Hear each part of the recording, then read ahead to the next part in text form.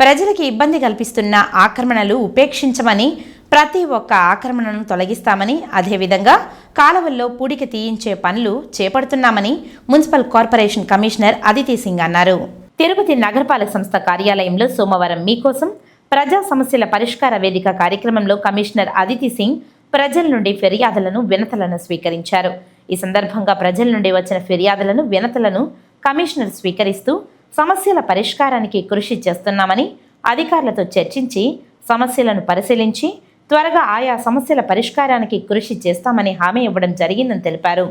Tirupati corporation 33వ division corporator దూది కుమారి భర్త దూది శివ వినతి పత్రం ఇస్తూ అశోక్ నగర్లో వెళ్తున్న పెద్ద కాలువల్లో సీల్డ్ తొలగించాలని, స్కావెంజర్స్ కాలనీలో అనేక చోట్ల యూడీఎస్ పొంగి పొర్లుతున్నాయని, తిరుమల బైపాస్ రోడ్ నందు నిర్మించిన అక్రమ దుకాణాలను తొలగించాలని చెప్పడంతో స్పందించిన కమిషనర్ మాట్లాడుతూ కాలువల్లో సీల్డ్ తొలగించే పనులు చేపట్టామని, ఆక్రమణలు తొలగిస్తామని చెప్పడం జరిగింది. ముఖ్యమైన ఫిర్యాదుల్లో మారుతినగర్, రాయల్ నగర్ ప్రాంతాలను కలుపుతూ నిర్మించిన సీసీ రోడ్డుకు మాజీ మంత్రి పెద్దిరెడ్డి ఇరువైపులా 2 గేట్లను పెట్టడంతో సామాన్య ప్రజల రాకపోకల కోసం ఇబ్బందులు పడుతున్నారని తెలిపారు.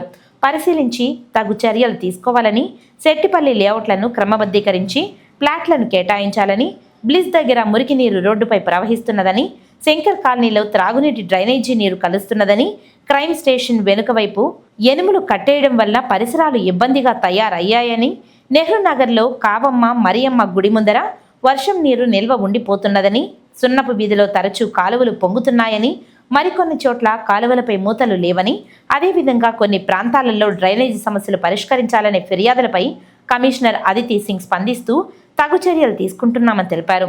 ఈ కార్యక్రమంలో additional commissioner Charan Tej Reddy, deputy commissioner Amarayya, health officer doctor యువ అన్వేష్ రెడ్డి, మున్సిపల్ ఇంజనీర్లు చంద్రశేఖర్, వెంకట్రామిరెడ్డి, రెవెన్యూ అధికారులు సేతు మాధవ్, కేఎల్ వర్మ తదితరులు పాల్గొన్నారు.